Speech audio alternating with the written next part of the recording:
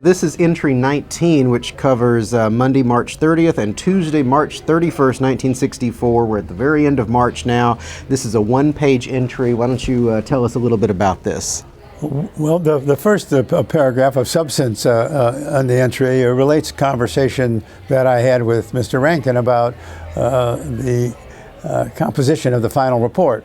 Here we are concluding really 2.5 months of investigative work after we assembled the staff and proceeded to work with respect to the reports. We're in the middle, fairly early stages of the taking of depositions.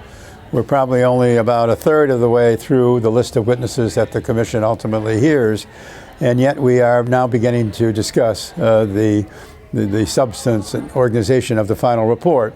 And I don't know how he and I got on this subject, but I was of the view that we should not underestimate what we could cover in the final report, and that it would be advantageous to include appendices, for example, of Oswald's life in detail, and that's and also other subjects that may not be relevant directly to the question of who killed the president, whether there was a conspiracy.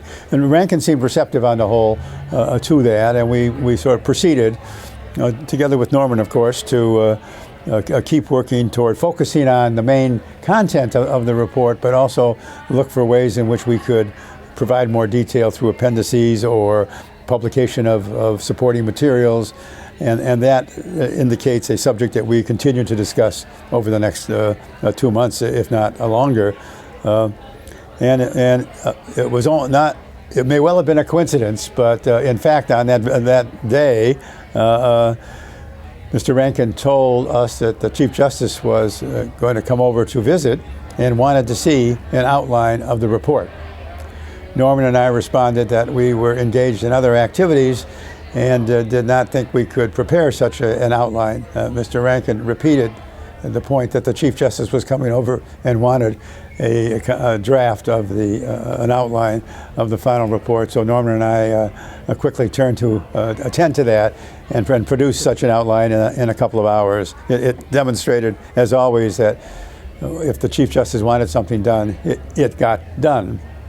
So the outline, of course, had its own history as it was circulated among members of the staff and commented upon and by the commissioners, I think, from time to time, and it ultimately shaped up into what we finally ended up writing. And it was not an easy task because the subjects to be covered in the final report didn't neatly fall into the organization we use for investigating. In other words, the work of the 6 teams that were conducting the investigation did not lead essentially to 6 different chapters of the report. There were chapters that involved the input of 2 or 3 teams, so to speak, and that was one of the complications we were dealing with when we finally got to the point of drafting sections of the final report. So back here at the end of March, did you have a potential publication date in mind, or was there a goal in mind?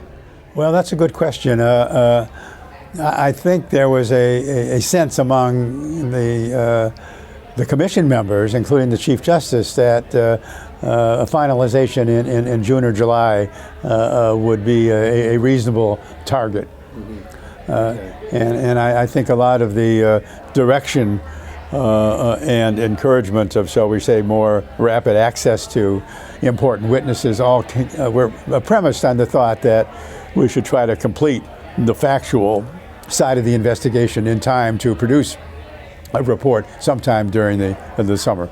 There was never any concerns that it would take a full year for the commission to do its work? There was never any real talk about how long it would take. As the work unfolded over the months, it became clear, and it's reflected repeatedly in my journal, that unrealistic deadlines were being set by Rankin, if only to suggest to the staff that we really had to start producing sections of the report. And that in turn meant they had to complete their investigation and additional investigative requests, in a timely manner to decide whether there were additional facts out there that had to be considered in writing the report.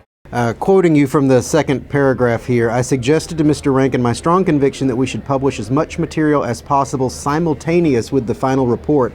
This is going to come up several times in the course of the journal. Your strong conviction that all the supporting material needed to be published and publicly available at the same time as the final report.